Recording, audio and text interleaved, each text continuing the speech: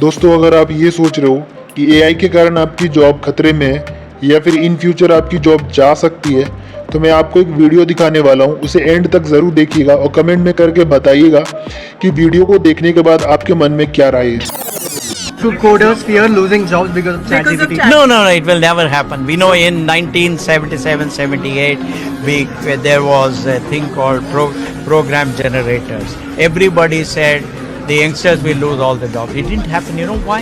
Because of a very important reason, and that is the human mind is the most flexible instrument. It can adapt very well. And all that happened was people started solving bigger and bigger problems which these program generators could not handle. So ChatGPT is a good one. We should welcome it. However, we use ChatGPT as the base and then show our creativity, show our smartness and show our innovation.